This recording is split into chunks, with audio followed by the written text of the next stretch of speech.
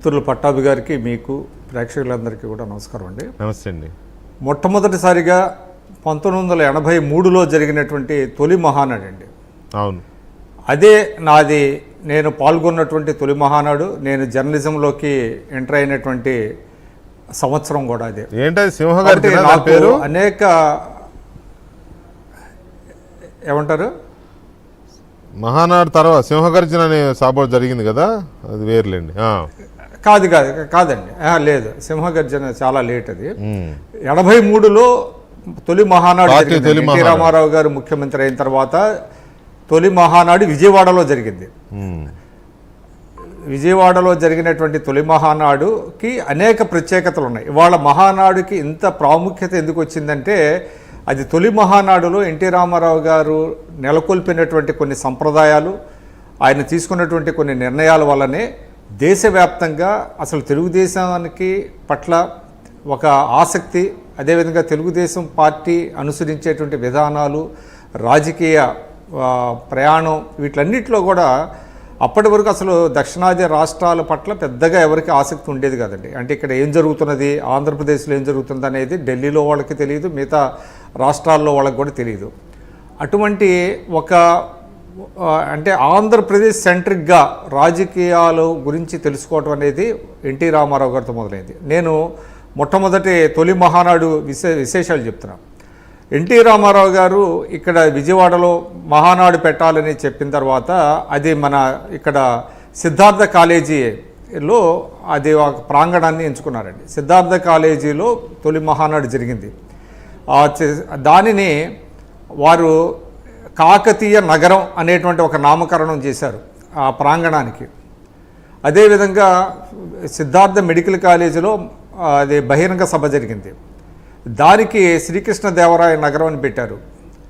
తర్వాత మన municipal stadium Satavahana నగరం అని పెట్టి అక్కడ సాంస్కృతిక కార్యక్రమాలు 3 రోజుల పాటు కూడా సాంస్కృతిక కార్యక్రమాలు జరిగినాయి పెద్ద ఎత్తున. అన్ని రకాలైనటువంటి అంటే అన్ని ప్రాంతాలని సంస్కృతిని ప్రతిబింబించే విధంగా నాటకాలు వేశారు, తప్పెట్లు, ఇలాంటివన్నీ రకరకాల లంబాడీ నృత్యాలు, ఇటువంటి అన్నీ కూడా సాంస్కృతిక కార్యక్రమాలు జరిగినాయి. అంటే ఎందుకు చెప్తున్నా అంటే ఆ తొలి మహానాడులో ఎన్టీ రామారావు గారు జాతీయ పార్టీ నేతలందరినీ కూడా పిలిచి మొట్టమొదటిసారిగా కాన్క్లేవ్ నిర్వహించారండి ఆ రోజు. దానితో ఆ రోజుల్లో ఉన్నటువంటి ఫరూక్ అబ్దుల్లా గారు, అదేవిధంగా రామకృష్ణ హెగ్డే గారు, ఇట్లాగా అంటే ముఖ్యమంత్రులుగా ఉన్నటువంటి వాళ్ళందరూ కూడా బాబు జగజ్జనరావు గారు, హెచ్ఎన్ బహుగుణ గారు, 14 పార్టీలకు చెందినటువంటి 27 మంది జాతీయ నాయకులు వచ్చారు. మేనకా గాంధీ గారు వచ్చారు, చంద్ర రాజేశ్వరరావు, పొచ్చలపల్లి సుందరయ్య గారు, ఇట్లాగా హేమాహేమీలు, భీమ్సింగ్ అనే కాశ్మీరు ప్యాంథర్స్ పార్టీ ఆయన నాయకుడు, వారు కూడా వచ్చారు. మొట్టమొదటిసారిగా కాంగ్రెస్కి ప్రత్యామ్నాయం అంటే జనతా పార్టీ తర్వాత ఏర్పడినటువంటి తొలి ప్రత్యామ్నాయం కావడంతో జాతీయ జర్నలిస్టులు అందరూ వచ్చారండి. అంటే జాతీయ మీడియా మొత్తం వచ్చింది విజయవాడ. అప్పుడు నాకు చాలా ఒక సంభ్రమంగా చూసినటువంటి పరిస్థితి. కులదీప్ నయ్యర్ కావచ్చు, అరుణ్ శౌరి కావచ్చు, ఇటువంటి జర్నలిస్టులు చూసి పులకరించిపోయింది. ఎందుకంటే మనం చూస్తాం తప్ప వాళ్ళని అంటే అంత దగ్గరగా చూడటం అనేటువంటిది అదే నాకు మొట్టమొదటిసారి. అదేవిధంగా జాతీయ నాయకులందరూ కూడా వాజ్పేయి గారు, ఎల్కే అద్వానీ గారు, అట్లాగా నమ్మూద్రిపాద్ గారు, ఇట్లాంటి హేమహేమిలందరూ కూడా వచ్చినటువంటి మహానాడు. ఆ మహానాడులో అసలు తీర్మానాలు పెట్టడం, అధ్యక్షుని ఎన్నుకోవటం, అదేవిధంగా అనేక అంశాల మీద తీర్మానాలు చేయటం అనేటువంటి ఒక ఒరవడి, ఒక రాజకీయ కొత్త నూతన ఒరవడిని ఎన్టీ రామారావు గారు ప్రవేశపెట్టారు. అప్పటి వరకు ఏంటంటే ఏదో సభలు జరుగుతాయి, కొంతమంది బహిరంగ సభలో మాట్లాడటం, వెళ్ళిపోవటం అనేటువంటిది కొన్ని పార్టీలకి జరుగుతూ ఉంటుంది. అంతే తప్ప ఒక చోట 3 రోజుల పాటు కూర్చొని చర్చలు సాగించి ప్రజల అంశాల మీద పార్టీ విధానం ఏంటి, మనం ఎలా ముందుకు వెళ్ళాలి, దాన్ని ఏ విధంగా పరిష్కరించాలి అని ఒక థ్రెడ్బేర్గా డిస్కస్ చేసినటువంటి ఒక మహానాడు అదేనండి. అందువల్లనే ఆయన తొలి మహానాడు ఏ విధంగా అయితే చేశారో అక్కడి నుంచి కూడా దానికి ప్రాముఖ్యత పెరుగుతూ వచ్చింది. సరే, మీరు ఇప్పుడే చెప్పారు 38 మహానాడులు జరిగినాయి. నేను ఇంకొక ప్రత్యేకత ఏంటంటే ఈరోజు ఇప్పుడు జరుగుతున్నటువంటి మహానాడు లోకేష్ గారు జాతీయ పార్టీకి ఆయన వర్కింగ్ ప్రెసిడెంట్ అయిన తర్వాత జరుగుతున్నటువంటి మహానాడు కాబట్టి దీనికి ఇంకా ఒక ప్రత్యేకత, ఇంకా దాన్ని ఇంకా బాగా జరగాలి అనేటువంటి ఒక ఉత్సాహం కూడా ఉంది. ఈ సందర్భంగా ఇంకోటి కూడా ఒక కాకతాళీయమైనప్పటికీ ఒక ఇన్సిడెంట్ చెప్తున్నా. విజయవాడ 1983లో విజయవాడలో జరిగినటువంటి తొలి మహానాడులో యువజన విభాగం అప్పుడే స్టార్ట్ చేశారండి. అంటే అనుబంధ విభాగాలను ప్రవేశపెట్టారు అప్పుడు ఎన్టీ రామారావు గారు.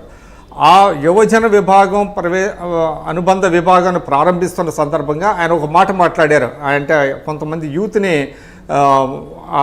అంటే వాళ్ళని అడ్రస్ చేస్తూ ఆయన ఏమన్నారంటే, ఈ పార్టీని ముందుకు తీసుకెళ్లే బాధ్యత యువతదే, కాబట్టి మీ పార్టీని రక్షించే బాధ్యత కూడా యువతదే అనే మాట కూడా మాట్లాడారు. అది చాలా కాకతాళీయమైనప్పటికీ ఇవాళ పార్టీలో ఒక మూడో తరంగా లోకేష్ ఆయన రావటం, ఆయన పార్టీని ముందుకు తీసుకెళ్ళడానికి ఆయన అనేక ప్రణాళికలు వేయటం, అందులో భాగంగానే ఇవాళ వర్చువల్గా ఇవాళ మహానాడు జరగటం అనేటువంటిది మనం చూస్తున్నాం.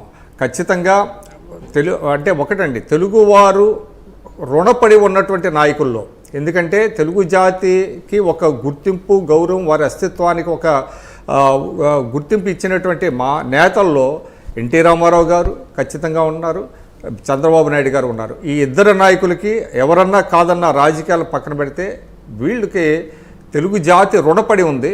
కాబట్టి ఎన్టీ రామారావు గారిని స్మరించుకోవటం అనేటువంటిది తెలుగు జాతికి ఇప్పటికీ కూడా అది ఒక గొప్ప గౌరవంగా మనం భావించాలి.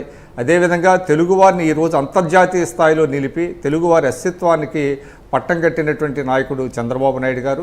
కాబట్టి ఆయన నాయకత్వంలో ఈ మహానాడు ఈ 2 ఏళ్లలో పార్టీ ఏ విధంగా అధికారంలోకి వచ్చిన తర్వాత ఎంతవరకు ప్రజలకు ఇచ్చినటువంటి హామీలు నెరవేర్చింది, రాష్ట్రాభివృద్ధిలో ఎంతవరకు వెళ్ళింది, ఇచ్చినటువంటి అంటే పెట్టుకున్నటువంటి లక్ష్యాలు ఎంతవరకు సాధించగలిగాం, రాబోయే ఏడాది ఏ విధంగా ముందుకెళ్ళాలి అనే దాని మీద రేపు చర్చ ఉంటుంది. సరే, ఇవాళ సాంకేతిక పరిజ్ఞానం పెరిగింది కాబట్టి వర్చువల్గా ఉన్నా కూడా ఇంట్లో హాయిగా చూసి టీవీల ద్వారా లైవ్ చూసేటువంటి అవకాశం ఉంది కాబట్టి పెద్ద డిఫరెన్స్ లేదు. ఇక్కడే నాకు అంటే ఒక చిన్న ఇది ఉంది, అంటే తప్పనిసరి పరిస్థితుల్లోనో లేకపోతే కొన్ని అనివార్య కారణాల వల్లనో లేకపోతే వీటి వల్లనో ఇలా చేస్తున్నారు. అది కాదు, కానీ ఇప్పటి వరకు మీరు కానీ పట్టాభి గారు కానీ